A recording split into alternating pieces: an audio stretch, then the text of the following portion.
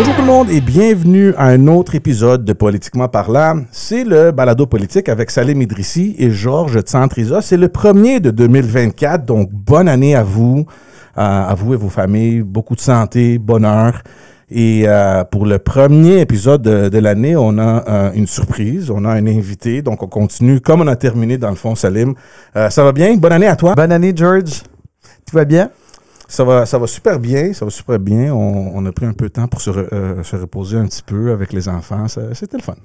Effectivement. Puis comme tu l'as dit, on débute l'année aussi bien qu'on l'a terminée, c'est-à-dire avec un invité à notre balado. Alors, on est très, très heureux que Alain Reyes, député fédéral, accepte de venir discuter un petit peu avec nous de politique. Bonjour, Alain. Salut, ça va bien?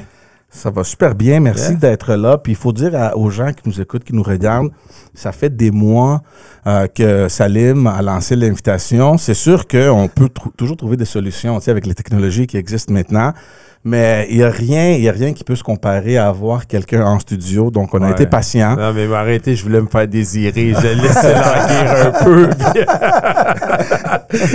Tu sais, entre Victoriaville, au centre du Québec, où je suis député, puis Ottawa, je passe souvent à Montréal, mais je disais toujours à Salim que je passais par la 50 pour me trouver une excuse.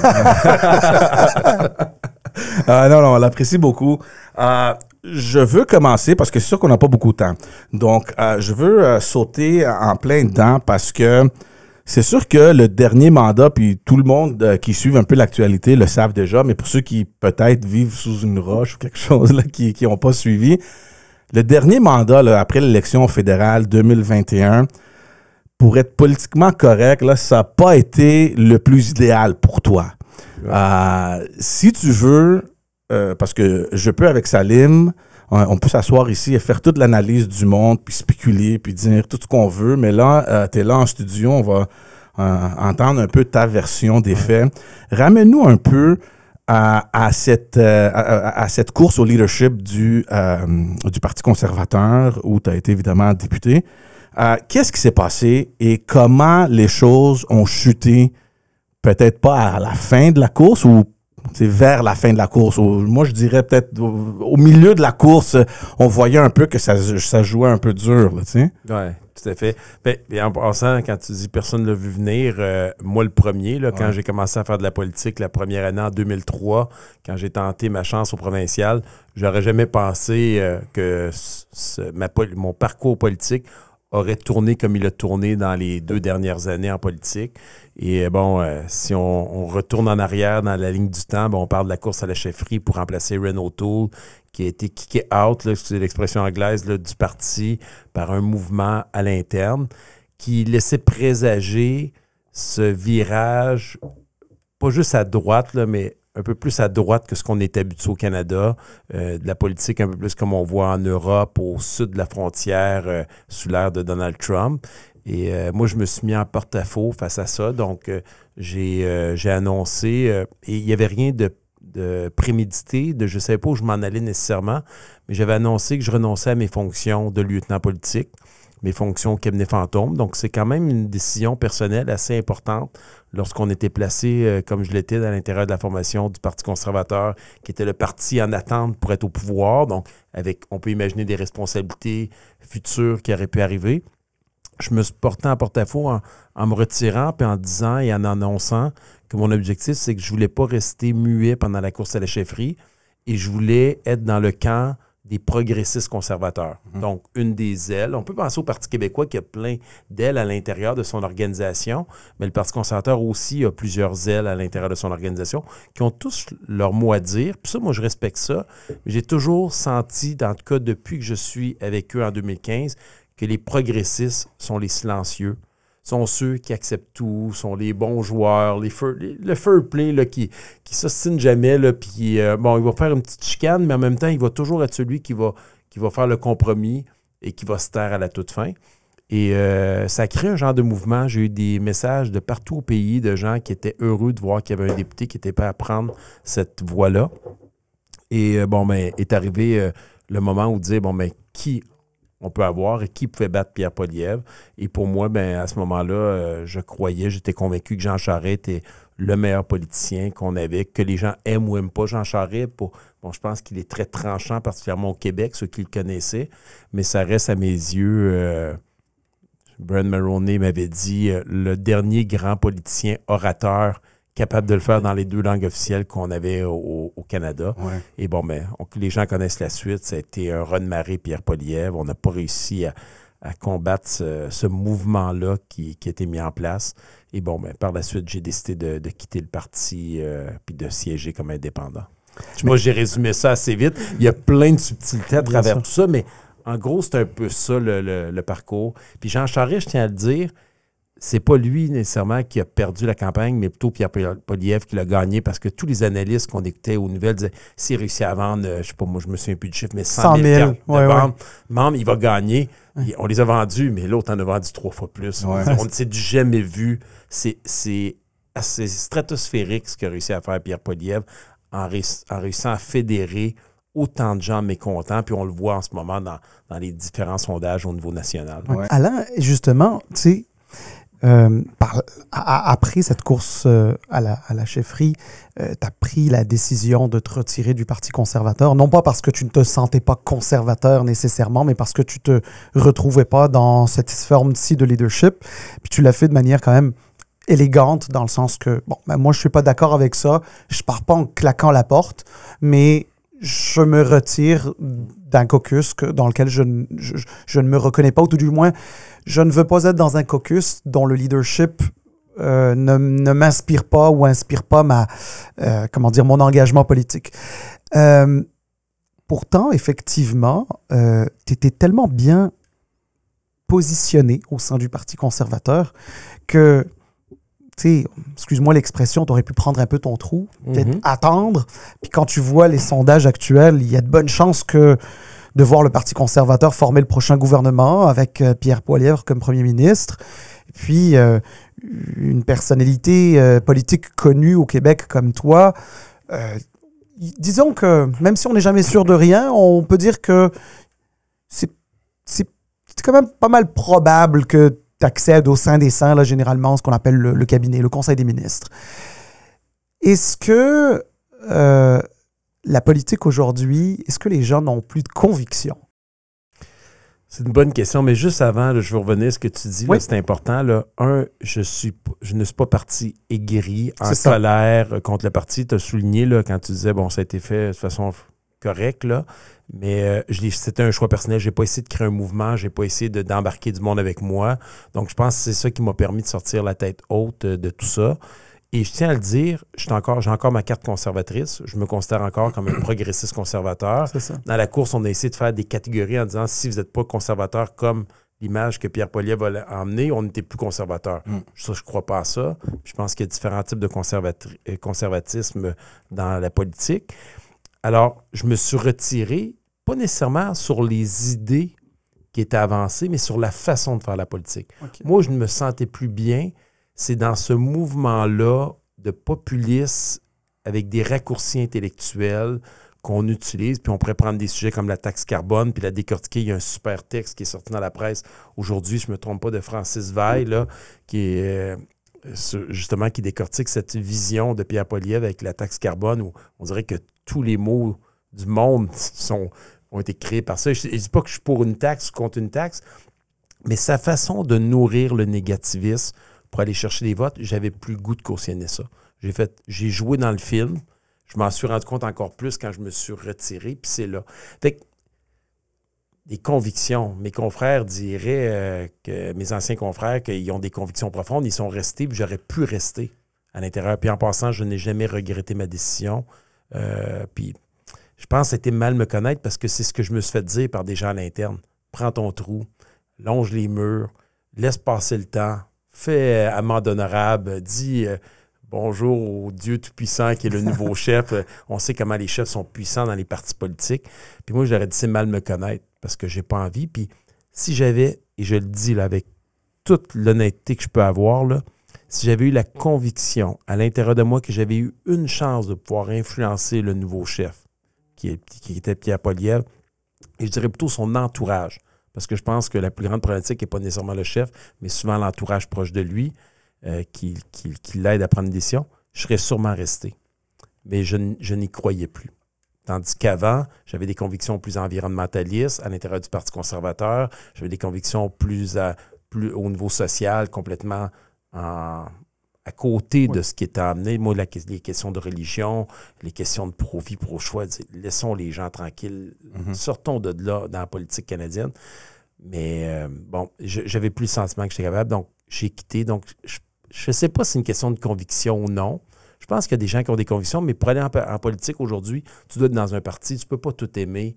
C'est ça. Je pense à Stephen Guilbeault, là, quand ils ont reculé sur la taxe carbone dans les maritimes. J'ai écouté à Infoman devant Jean-René Dufort qui disait « Ton sac d'anguilles, de couleuvres, tu l'as tout passé. » Honnêtement, je me disais, c'est ça, mais... Il a décidé, Steven, est-ce que c'est parce qu'il n'y a pas de conviction? Non, je pense qu'il a décidé de continuer à jouer là parce qu'il pensait qu'il pouvait encore plus aider malgré tout à l'intérieur de ce parti-là. Fait que je suis comme ambivalent par rapport à cette question-là. Mais c'est certain que ça prend des convictions. Tu ne peux pas juste faire partie d'un parti sans avoir une base, une fondation quelque part. Puis la raison de ton départ, évidemment, t'appartient. Puis je pense que tout le monde a compris que il y a eu quelque part un moment où il n'y avait plus de connexion possible. Moi, et quand c'est arrivé, la question que je me posais, puis encore aujourd'hui, il y a cette curiosité-là parce que tu étais le président de la course à la chefferie pour Monsieur Charest, puis vous avez quand même réussi à avoir 7 des 10 députés conservateurs dans votre camp. Et moi, ce qui m'a toujours dérangé, ça m'a toujours piqué la curiosité. Les autres 6 là, qui ont appuyé la candidature de Jean Charest, ils ont rien dit. Et c'est correct parce que on a vu des courses au leadership, évidemment, au provincial, puis on sait que ça joue dur un peu la politique là, en arrière-scène. Mais le moment où le nouveau chef ou la nouvelle chef est élu, bon, mais tout le monde se rassemble, puis OK, bon, on avance tous ensemble. J'avais l'impression durant cette course-là que cette unité-là qu'on a on a l'habitude de voir suite aux courses, au leadership, n'allait pas nécessairement arriver. Je sais pas, j'avais ce feeling-là. Puis, quand tu as pris cette décision-là de quitter ton parti, la première chose qui m'est venue en tête, mais coudonc, les autres députés, ils ont rien à dire. Eux autres, parfait, Alain Reyes a certaines convictions qui ne matchent plus avec soit le nouveau chef ou, comme tu as dit, avec son entourage. Parfait, OK, on le respecte. Les autres 6, là, ils n'ont rien dit. Eux autres, ils se sont tous mis, OK, bon, c'était une course, on s'est chicané, il y a eu des affaires, on se met tous en ligne maintenant derrière notre nouveau chef. Moi, la question que j'avais toujours, est-ce que tu avais eu une discussion avec ces personnes-là? Est-ce que vous avez jamais échangé? Est-ce qu'il y a eu une confrontation pour savoir, hey guys, on a fait campagne ensemble, là, ils m'ont enterré, ils avaient envoyé des messages aux membres de ton comté pour te forcer à quitter le parti. Ça se jouait vraiment dur là, durant ce leadership-là. Tes collègues là, du caucus québécois, je me demande, ils étaient où? Est-ce qu'il y a eu un appui ou quelque chose? Non, puis pour répondre à la question, clairement, il n'y a pas eu d'appui, mais il n'y a rien eu du tout, là, dans le sens qu'ils sont rentrés dans les rangs.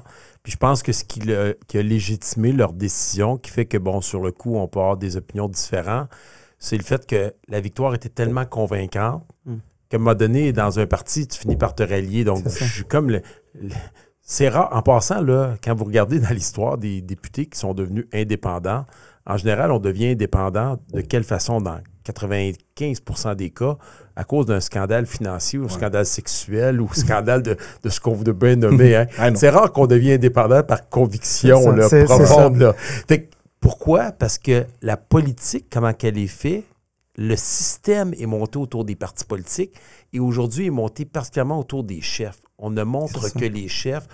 Puis en même temps, sur le terrain, ce qu'on entend, je suis convaincu que si vous allez sur le terrain faire des podcasts comme on fait, mais avec des citoyens qui suivent moins l'actualité, ils vous diraient tout, on n'en veut plus de ça. Ouais. Pourquoi vous ne mettez pas nos députés à l'avant? Pourquoi vous ne mettez pas l'équipe de l'avant? C'est ce qu'on dit tous, mais en même temps, même médiatiquement, on joue le jeu inverse. Ouais. Les médias, en même temps, plus conventionnels, ont de moins en moins d'argent. Fait qu'ils font quoi? Ils suivent les chefs. Ouais. Ils n'ont pas le temps d'aller sur le terrain, d'aller voir la qualité des candidats, parce que des candidats, candidates, des députés de toute allégeance qui ont des des qualités exceptionnelles. Là. Ouais. J'en ai côtoyé un paquet. Donc, malheureusement, le système n'est pas fait pour être indépendant. Moi, parce que je suis indépendant, je n'ai pas le droit au stagiaire parlementaire payé par le Parlement, comme mes confrères. Parce que je suis indépendant, je n'ai pas le droit de ramasser des fonds, de donner des reçus d'impôts, comme tous mes collègues, pour faire une prochaine campagne électorale. Mais il faut que tu crées un parti. Il faut tout créer. Donc, pourtant, je suis élu par les mêmes citoyens, j'ai le même territoire, j'ai le même budget de fonctionnement, mais rien n'est fait pour aider ce qu'en réalité, moi, les citoyens me disent, apprécient. Ouais. Mais est-ce qu'il y a eu jamais comme un sentiment de trahison parce que vous avez quand même travaillé fort avec vos collègues? Tu sais, le caucus québécois, il n'est pas énorme. Tu sais, c'est 10 députés. Ouais. Il y a eu certains qui ont gardé la neutralité. Il y a eu un, je pense, qui a appuyé M. Poilievre. Puis le reste, il était tous avec Jean Charest. Avec Jean Charest. Donc, je me demande, suite à ça, tu sais, puis c'est pas juste la course au leadership. Vous êtes un caucus québécois. Il y a une allégeance, il y a une unité. Mais je t'arrête tout de suite. Il n'y en a pas de ça. Quand je dis j'avais aucune colère, parce que ma décision, elle était basée strictement sur une réflexion personnelle. Ouais. Fait qu'il y a plein d'autres. Moi, j'avais jamais dit pendant la course que j'allais démissionner après. Il y en a d'autres qui l'ont dit. Là, c'est documenté, j'ai pas besoin. Puis ces gens-là ont décidé. D'autres sont restés plus neutres. Puis certains auraient voulu voir un mouvement, surtout les progressistes au Québec, dans les maritimes, qui espéraient voir quelque chose se créer. Mais au final, c'est tellement fort. Vous avez été dans la machine, là. C'est tellement fort, un peu comme dans une équipe de sport, une équipe de hockey. Quand il arrive des scandales, on en a vu. Tout le monde se tait, c'est l'omerta. C'est comme la mafia. Ces gens-là se tiennent tellement que si tu décides, ces gens-là, il y en a qui ont des ambitions, qui ont toute leur vie ont monté leur carrière. Ils ne veulent pas la scraper. Fait que est-ce que je peux vraiment leur en vouloir? C'est une décision personnelle. Alors, tu sais, je vais intervenir là-dedans parce que tu vois, la question de George est quand même assez légitime. Je dois t'avouer que j'ai moi-même pensé ça à l'époque. Je me disais, c'est sûr que bon, ça n'a pas été une course à la chefferie facile. Enfin, elle a été facile à gagner pour Pierre Poilievre, mais elle n'a pas été facile parce qu'il y a eu un choc quand même de façon de faire de la politique, ça c'est sûr. Mais au début, j'avais un peu de mal à croire qu'il n'y en ait qu'un seul qui veuille quitter le caucus, pour être honnête, là, tu sais. Mais, tu sais, avec le temps qui passe, moi, je pense qu'il y avait, tu sais, on peut voir les choses de deux façons. Ben, la première, il y a la question de conviction. Moi, je pense qu'effectivement, tu as bien expliqué les raisons pour lesquelles tu te sentais plus le cœur de rester dans ce caucus-là. C'est tout à fait respectable. Mais en même temps, je me dis, George, si tu en avais 6 autres qui avaient décidé de partir, sachant que la responsabilité, que le rôle numéro 1 pour un politicien, moi je pense, c'est le sens de la responsabilité. Je crois que ça aurait été tout simplement, d'une certaine façon, la fin du Parti conservateur au Québec. En tout cas, ça aurait été un coup qui aurait été quand même très difficile à absorber. C'est une manière de dire, il n'y a pas possibilité pour une institution aussi importante que le Parti conservateur, il n'y a pas possibilité de s'élargir au Québec. Il y aurait eu une véritable fracture. Et je pense que ça aurait, d'une certaine manière aussi, isolé le Québec et le Québécois sur la scène fédérale, notamment avec cette grande institution. Et d'une certaine manière, même si certains avaient peut-être le goût de faire pareil qu'Alain, puis je le suppose, il n'y a personne qui m'a mis dans une quelconque... C'est clair qu'il y en a qui ont dû y penser après. Mais c'est sûr qu'il y en a qui ont pensé. Mais à un moment donné... outre l'intérêt personnel, puis ça peut se comprendre jusqu'à un certain point, là, on ne fera pas de philosophie aujourd'hui cet après-midi, là, mais chose certaine, c'est que il y a aussi un sens de la responsabilité, puis certains ont dû se dire, on ne peut pas faire ça. Et puis ça serait correct aussi. Vos 7 prochains podcasts, vous invitez mes anciens collègues et vous leur posez la question. Et là, après ça, faites un résumé, parce que ça va être long. Là.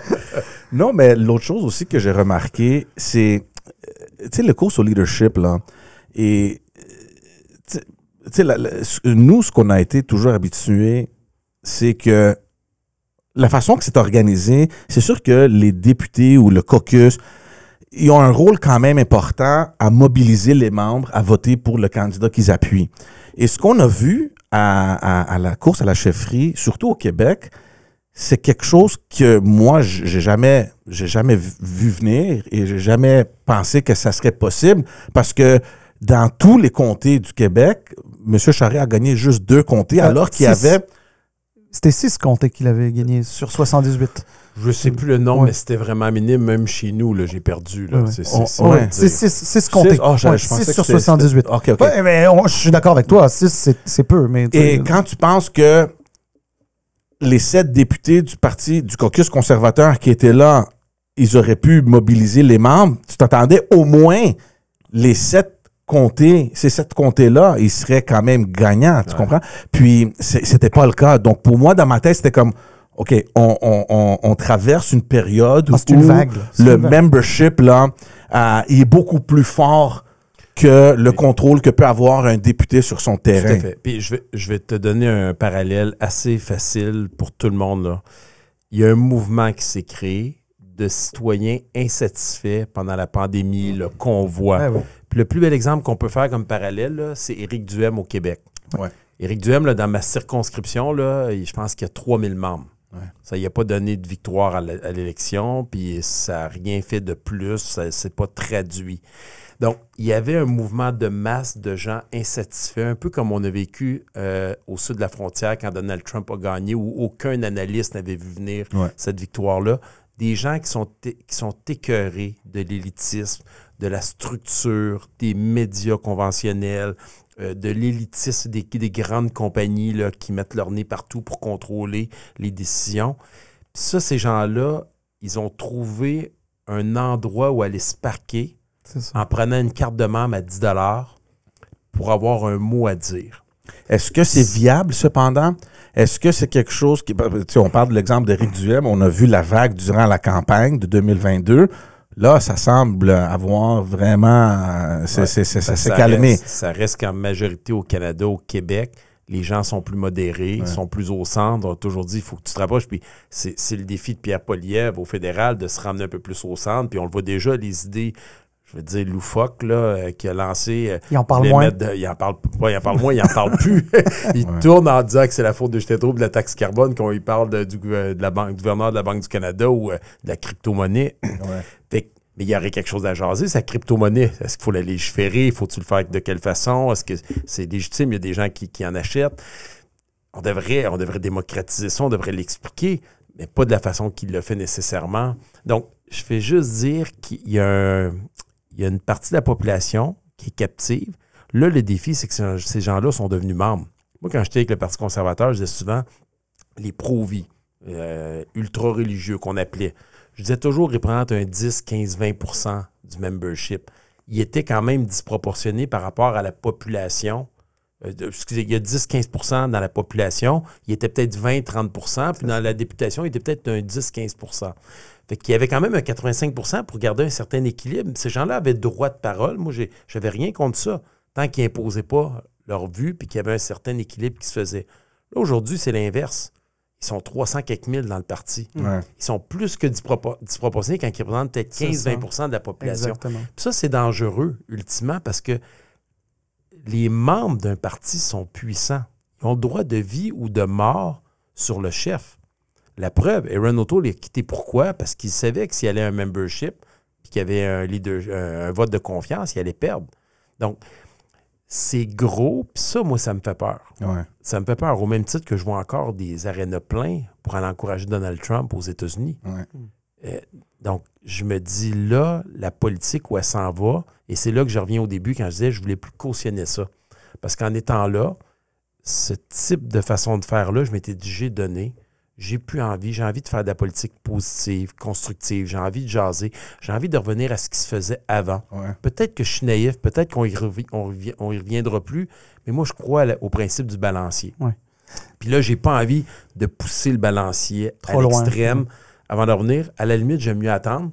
Puis je rembarquerai s'il faut, si le goût est toujours là, puis le cœur est toujours là, puis l'énergie, quand le balancier va se rapprocher un peu plus. Mais tu as mentionné faire la politique de façon positive, puis tu as mentionné Donald Trump. On a posé la même question à John Parizella, qui était là, c'était le dernier épisode, concernant cette vague. Et c'est un truc de communication, c'est clair, on le voit, les libéraux essaient de définir les conservateurs en ce moment de cette façon-là. Là. C'est les extrémistes, ils essaient d'amener ce type de politique-là des États-Unis au Canada, puis il faut faire attention, puis Nous autres, là, on a été dans la game, on comprend comment ça fonctionne. Mais monsieur, madame, tout le monde qui écoute les nouvelles, puis il écoute les ministres, puis les députés, ou même le premier ministre Justin Trudeau, qui pousse toujours cette ligne-là, éventuellement, ça va coller. Toi, tu penses quoi de ça? Ben moi, je pense qu'à la base, Justin Trudeau nourrit ce mouvement-là. Il le crée lui-même parce qu'il fait exactement ce que je déteste, diviser les gens. Au lieu de jouer le type de rassembleur, comme il l'a annoncé en 2015, rappelez-vous, là, ben, il a fait exactement l'inverse et je pense qu'il a créé ça parce que cette insatisfaction-là de gens déçus qui croyaient en 2015 que ça serait différent quand il sortait ses slogans, quand il avait dit qu'il allait revoir le mode de scrutin. Imaginez, là, c'était la dernière élection uninominale à un tour là, qu'on allait avoir ici au Canada. Puis la raison qu'il a donnée, puis je l'invite à retourner dans les textes, c'est qu'il a dit, ben là, les gens sont satisfaits de leur gouvernement, donc on n'a plus besoin de changer le mode de scrutin. Imaginez, là, quand c'est rendu que tu ramènes le scrutin à ta personne, ce que ça peut créer comme réaction des gens qui avaient espoir, des jeunes qui avaient décidé de voter en masse pour cet homme-là. Il y en a eu plein de cas comme ça. Ce qu'il a fait avec la taxe carbone, pour ou contre, c'est incroyable. Là. Pendant 8 ans, il a défendu ce principe de taxation pour faire payer les pollueurs. Puis là, premier moment où c'est plus tough dans les maritimes parce qu'il y a des gens qui chauffent au mazout, ben là, il décide de reculer. Et là, est-ce qu'on peut dire justement que le populisme, il peut être à la fois de droite comme de gauche? Parce que, tout à fait. Donc, et puis les populismes se nourrissent l'un de l'autre. Exactement. Puis un autre bel exemple qu'on a eu, là, moi, que j'avais envie de m'arracher les cheveux de la tête. Dernière campagne partielle dans Jean Talon au provincial, où Gabriel Nadeau-Dubois, qui n'arrête pas de parler contre les grands joueurs du numérique, là, les Google, Facebook de ce monde. Ils veulent le mouvement sur la publicité. On ne met plus de publicité. Mais pendant la campagne, ben, ils décident de dire ben non, on n'a pas le choix, il faut parler au monde. On va dire, sont où tes convictions? T'es prêt à aller jusqu'à où pour acheter des votes? Puis ça me tue. Puis sur le terrain, ce que les gens me disent, c'est qu'ils veulent des politiciens qui sont intègres, qui sont cohérents, qui sont imputables. Pas un politicien de l'autre côté qui s'excuse tout le temps. Non plus, là, ils veulent pas un pleurnichard. Là. Fait qu'on peut-tu revenir à ça? Ouais. On peut-tu avoir des gens? Puis là, en ce moment, je pense qu'on n'a plus de ce type de politicien-là charismatique et intelligent. Ouais.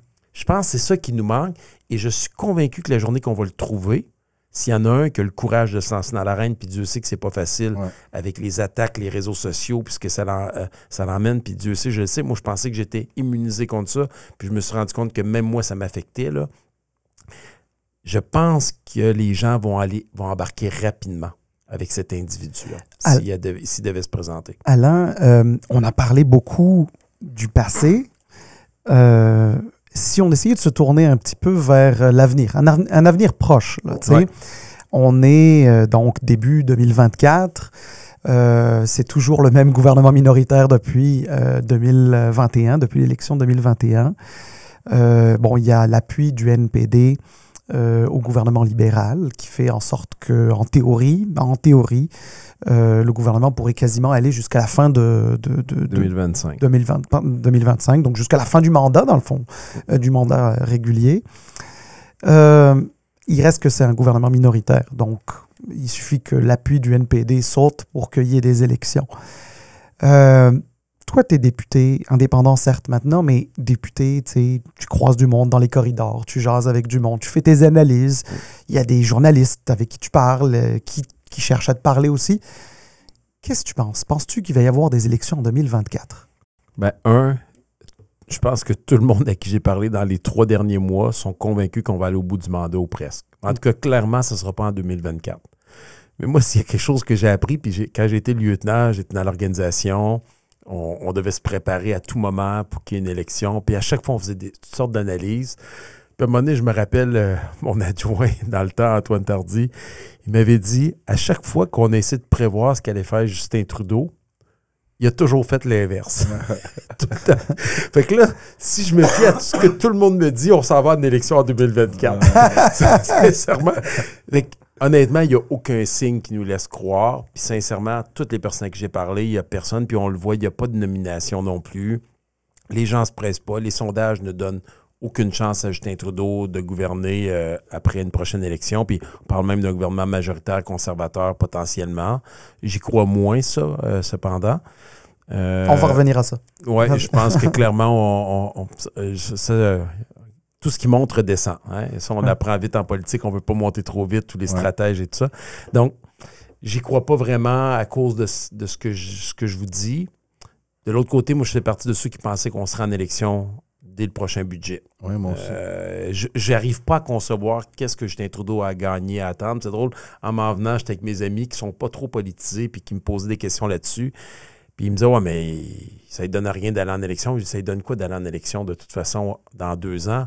On s'entend que même s'il gagnait Justin Trudeau, il va quitter en courant du prochain mandat. Il ne peut pas gagner majoritaire. Là. Je pense qu'il n'y a personne sur la Terre au Canada qui peut penser ça. Donc, il va gagner, puis il va dans un gouvernement minoritaire encore. Il va devoir quitter après 1 an ou 2. On va dire, gagner juste pour faire 1 an ou 2. On va dire, qu'est-ce qui est de retourner encore dans l'arène qui est là? S'il veut quitter, ben il faut qu'il décide, ou bien il quitte rapidement pour laisser le temps à quelqu'un de se préparer. Donc, ça devrait être au printemps. Ou, moi, je pense qu'il pourrait avoir qu'une élection, puis il l'essaye tout de suite parce qu'il a le goût de l'essayer. Fait que, je vois rien dans ma tête de rationnel. Mais là, je reviens à ce que j'ai dit tantôt. Chaque fois que j'essaie de penser de façon rationnelle comme Justin Trudeau, je me suis toujours trompé. Oui, effectivement. Mais alors, justement, écoute, si on se fie aux sondages, les sondages, ça reste des sondages, mais si on se fie aux sondages, Pierre Poilievre et le Parti conservateur devraient remporter la prochaine élection. Ouais, clairement. On est dans l'hypothétique, hein, n'est-ce pas? Mais restons dans l'hypothétique. Penses-tu que Pierre Poilievre serait en mesure de faire un meilleur score au Québec que ce qu'on a pu voir avec les conservateurs depuis la fusion? Hein? Parce que, juste pour rappel, pour nos auditeurs, mais depuis 2003, depuis la fusion, au Québec, là, je pense que le maximum, le plus grand nombre, c'était 12, n'est-ce pas?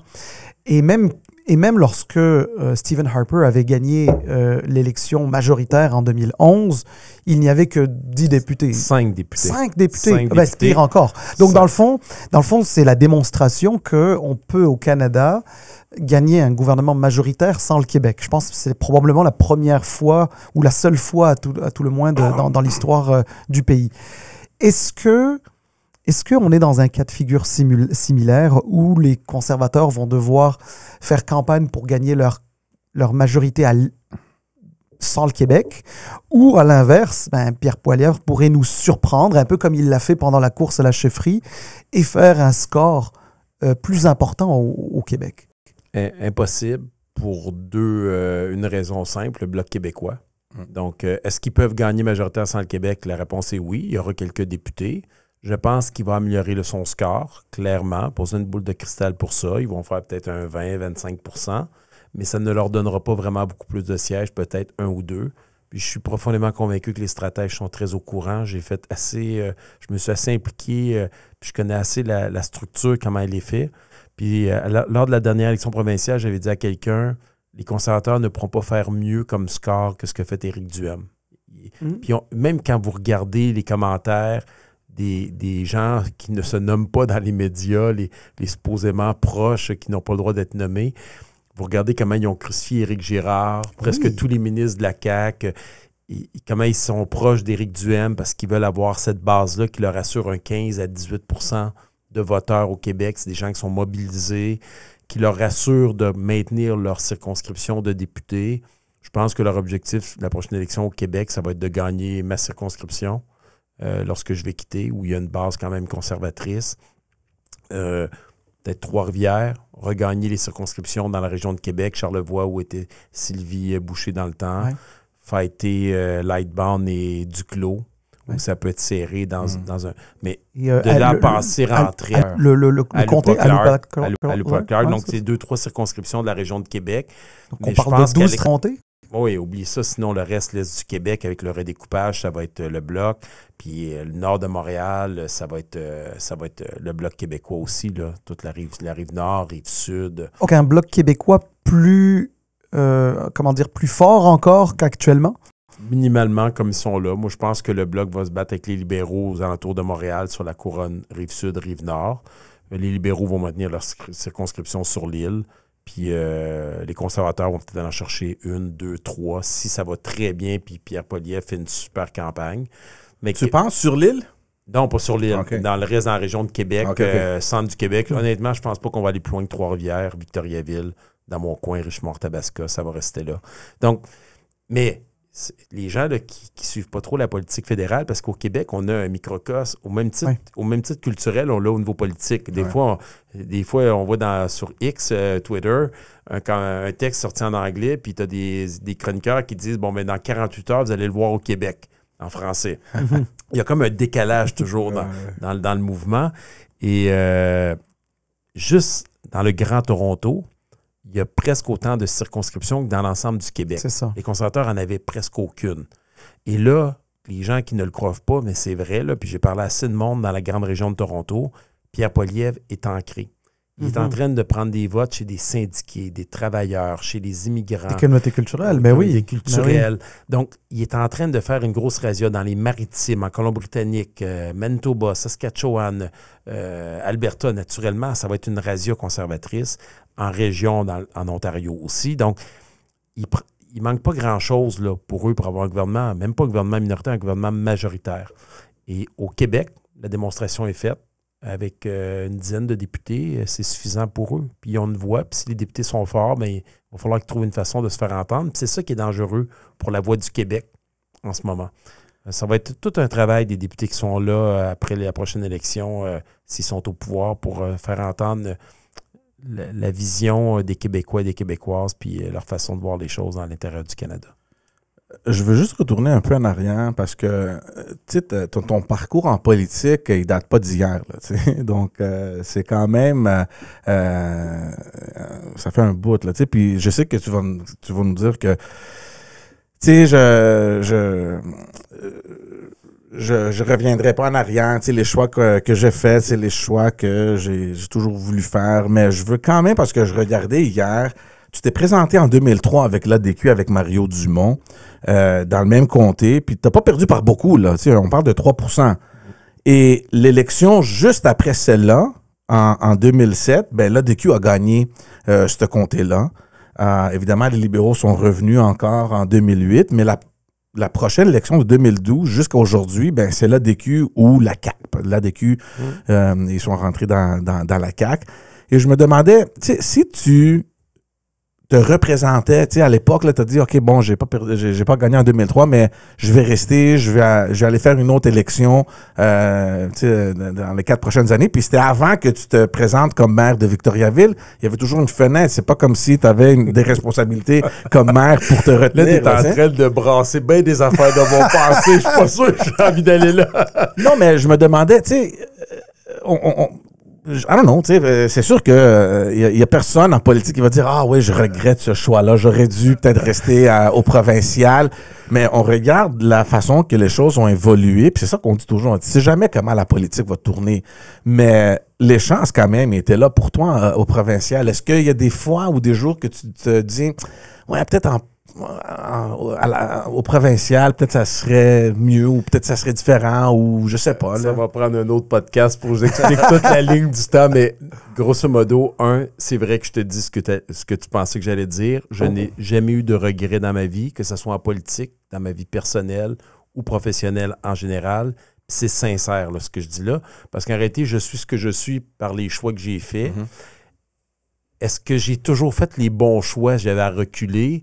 Ben, y a une question de timing en politique. Hein. Je regarde les gens, quand je suis rentré en 2015, les conservateurs, ils étaient premiers d'un sondage.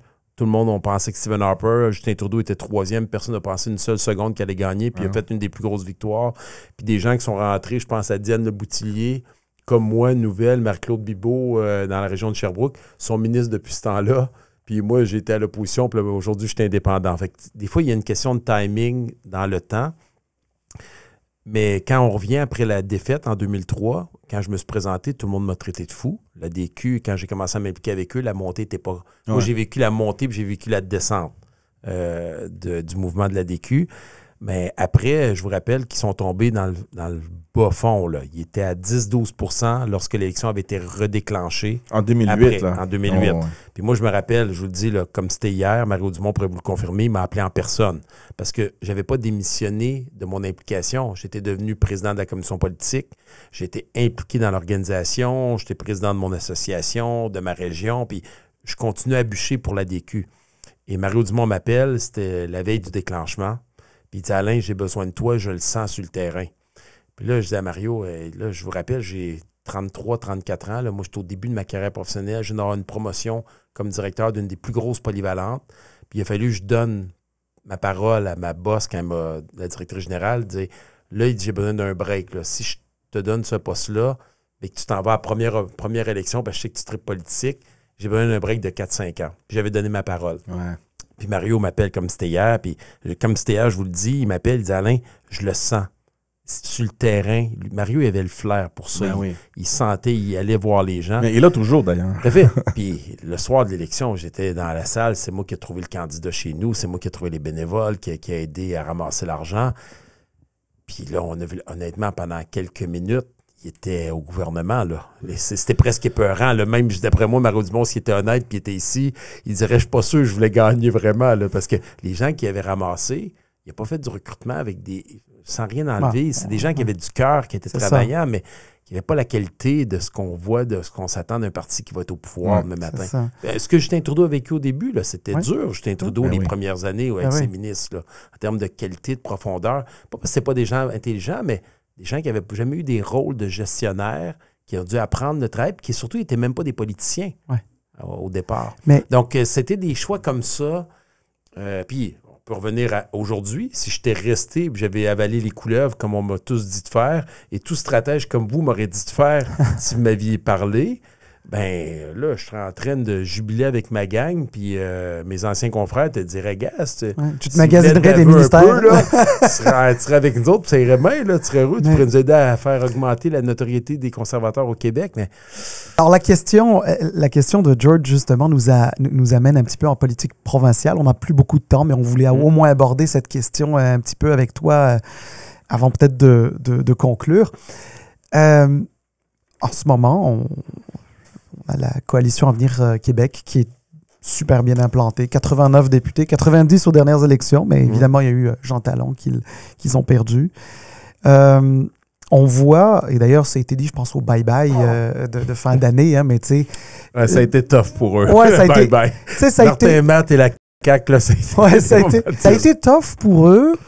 Puis, M. Legault a aussi, d'une certaine manière, exprimé le fait que quand on voit les autres partis, on est rassuré parce que c'est ce qui nous permet, dans le fond, d'être encore là.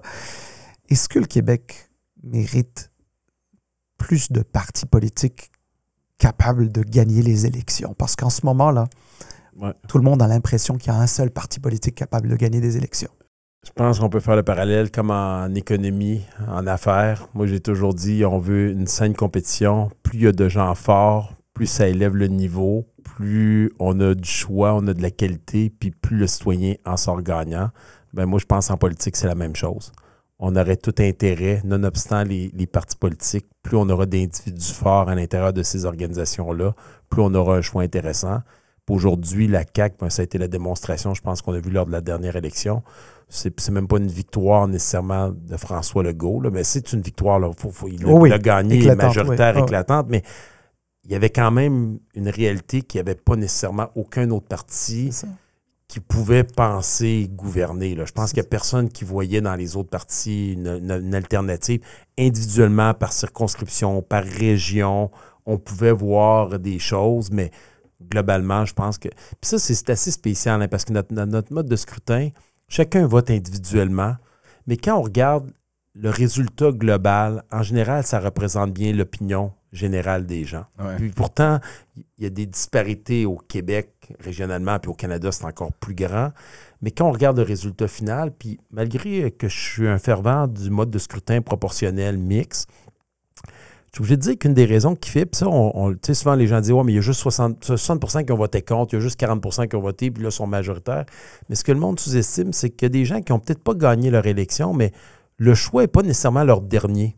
C'est ça. Ils s'en accommodent bien. Là. Ouais. Il y a, oui, 40% de gens qui ont voté pour la CAQ, mais il y en avait peut-être un autre 20-25 qui c'était leur deuxième choix. Exactement. Puis si ça avait été un mode préférentiel, ça aurait fini avec le même résultat, grosso modo.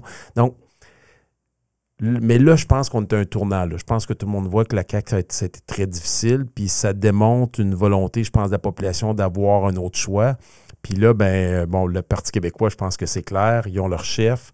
Gabriel Nadeau-Dubois, il va falloir qu'il s'élève d'un niveau parce que là, je pense que tout le monde a hâte de voir s'il peut faire quelque chose puis faire sortir Québec solidaire avec un discours plus cohérent à l'extérieur de Montréal ou des centres universitaires. Mais le gros joueur, c'est le PLQ. Puis contrairement à d'autres, moi, je pense qu'ils ont une voie là, à court, moyen terme qui s'ouvre à eux avec le Parti québécois qui monte. Qui monte, oui. Et moi, je me mets en porte-à-faux contre tous les analystes que j'ai entendus dans les bilans qui ont crucifié le Parti libéral du Québec à l'idée qu'il devrait faire une course le plus rapidement possible à avoir un chef. Moi, je pense au contraire qu'ils ont intérêt à se gouverner comme il faut avec leur caucus, avec leur chef intérimaire. Ça, là-dessus, le Parti conservateur sont des Jedi. Hein? Regardez tous les chefs intérimaires. Ils ont réussi, Rona Ambrose, Oui. Candice Bergen. Oui. Ils ont réussi à garder les troupes serrées, à tasser les enjeux, arrêter de se mêler des enjeux divisifs, à être disciplinés pour laisser toute la place à la course à la chefferie, de mettre en place les idées puis que le nouveau chef se sente armé par la suite. Ouais. Ça a toujours bien été. Et le Parti libéral du Québec devrait apprendre du Parti conservateur du Canada là-dessus. Et plus ils vont entendre, plus ils vont se rapprocher de l'élection. S'ils se nomment un bon chef, c'est des candidats sérieux. Puis là, je pense qu'on commence à le sentir, hein, juste par la distribution des... le mouvement de vote de la CAQ vers le PQ, ça redonne une voix sans rien. Ça donne plus de sièges automatiquement au Parti libéral du Québec. Donc, je pense quelqu'un solide, je reviens à la base tantôt, charismatique, avec un discours intelligent, cohérent, je pense pourrait faire relever ce parti-là, puis qui est capable de se détacher avec intelligence du passé en prenant les bons coups de ce parti-là, mais en même temps en l'emmenant en 2024, 2025, 2026 dans le futur. Est-ce que ton téléphone sonne?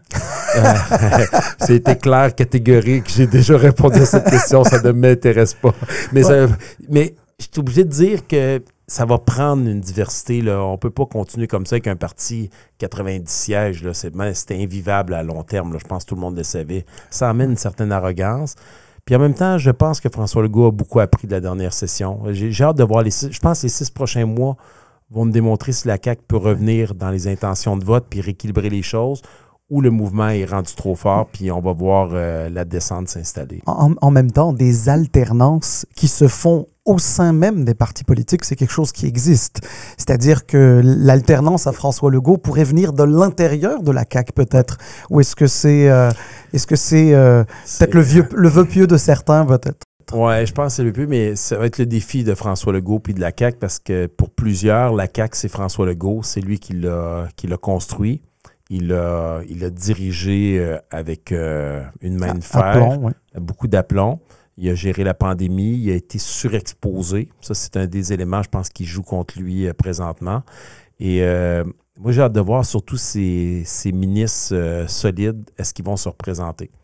Parce que la plupart qui sont là, quand les gens qui suivent la politique savent, regardent l'historique, là, les Dubé, Fitzgibbon, Éric Girard, sont tous rentrés ensemble. Tu as presque l'impression qu'il y a un deal à un moment donné entre eux autres dans un moment, là, dans un resto ou quelque part, là, on y va, puis il faut créer un mouvement.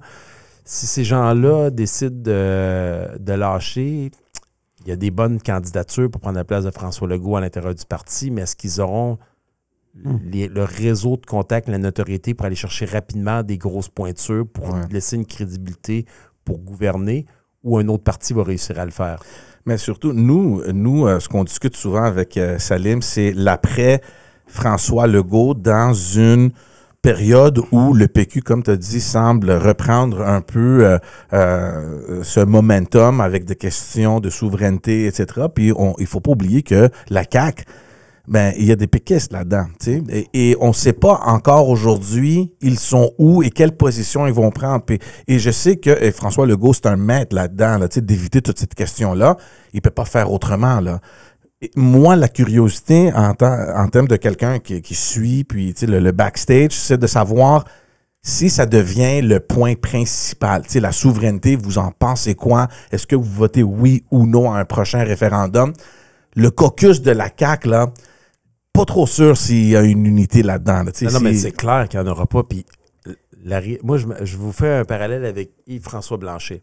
On n'en parle pas beaucoup, mais il est excellent à Ottawa. Moi qui ai toujours pensé, qui ai toujours verbalisé que le Bloc nuisait aux intérêts du Québec à Ottawa, je suis obligé de dire aujourd'hui qu'il est performant. Ben oui, nous, on l'a connu à Québec. Yves-François Blanchet, quand imaginez, retournant en arrière, on oublie le Martine Ouellette qui était là, comment elle a détruit ce parti-là. Tout le monde pensait qu'il était mort, un peu comme le PQ. Puis François Blanchet, ce qu'il disait, c'est si seulement on réussit à redonner confiance aux souverainistes. Puis lui, il disait très franchement, il dit, on oublie le 50 % de Québécois qui sont souverainistes. Juste 30 %. Ça, on s'entend tous qu'il y en a, on va dire, les plus négatifs vont dire 25 %. Ouais, c'est ça. Les plus positifs, 35-40. On va en prendre 30. Si les 30 votent ensemble, c'est sûr qu'on redevient une puissance au Québec. C'est ça. Je me mets maintenant dans la peau de Paul Saint-Pierre Plamondon, qui doit avoir comme gourou plus Gilles Duceppe, mais Yves-François Blanchet, d'après moi, comme meilleur ami. Puis il doit l'écouter parce qu'Yves-François Blanchet, je vous confirme qu'il est très puissant dans le mouvement souverainiste au Québec. C'est pas mal lui qui dirige tout, d'après moi. Il a gagné la notoriété. Il est sympathique. Tout le monde a eu d'aller prendre une bière avec lui. Je l'écoutais Infoman parler avec... Tu sais, il relaxe. C'est un peu comme Pierre Poilievre, là. Il est cohérent dans son discours. Il tient son bout. Il est parti de rien. On aime ça, les underground, les gens qui arrivent d'en arrière. S'il fait juste... Puis là, tout le monde dit, il va nous parler de souveraineté, savoir dire... Non, moi, je pense qu'honnêtement, s'il veut remonter, il fait la bonne chose. Ouais. Si on parle en termes d'analyse politique, il redonne confiance, espoir à son 30 % de souverainisme, puis il laisse les autres se battre, il va gagner beaucoup de sièges. Et là, ça va être la voix du PLQ qui peut rentrer avec un bon chef. Ben, il reste au PLQ de le trouver. Ouais. Et là, beaucoup de podcasts d'ici. c'est ça, il va y avoir pas mal de podcasts. Alain, on a pris beaucoup de ton temps. Merci. Premièrement, d'avoir fait le chemin. Je sais qu'il n'y a rien d'autre. C'est juste à cause de ça qu'Alain. Il n'y a rien d'autre qui se passe. Mais la réalité, c'est que j'ai une soirée avec mes chums, mes boys, ma soirée à duel en même temps. Mais je serais venu, hein. Là, je pense que Salim était rendu au bout, là. J'ai pas négocié. Là, on aurait été encore plus patient, donc il n'y a pas de problème. On l'apprécie vraiment. Puis, on te souhaite évidemment tout le meilleur pour la suite des choses. Je sais que tu as annoncé que tu vas tourner la page après ce mandat-là. Donc, on reste toujours avec cette curiosité de voir comment tu vas évoluer dans le futur. Mais merci beaucoup d'être venu. C'est grandement apprécié. Salim? Ben écoute, voilà. Ben, merci Alain et bonne année 2024. Les meilleurs vœux à toi, ta famille, tes proches. Et voilà. Merci beaucoup tout le monde. N'oubliez pas, allez nous suivre sur tous les réseaux sociaux. On est littéralement partout. Allez vous abonner sur notre chaîne YouTube. On apprécie beaucoup l'appui. On voit les chiffres monter, puis ça fait chaud au cœur. Merci beaucoup pour tout l'appui, les commentaires. Et suivez Alain. Si jamais vous le suivez pas, son parcours en politique peut-être aura terminé, mais il y a certainement d'autres choses plus intéressantes qui restent à venir. Merci encore une fois, Alain. Ça fait plaisir, puis bonne année à tout le monde, puis merci pour l'invitation. C'était très agréable. Merci. Plaisir. Ciao tout le monde. À bientôt.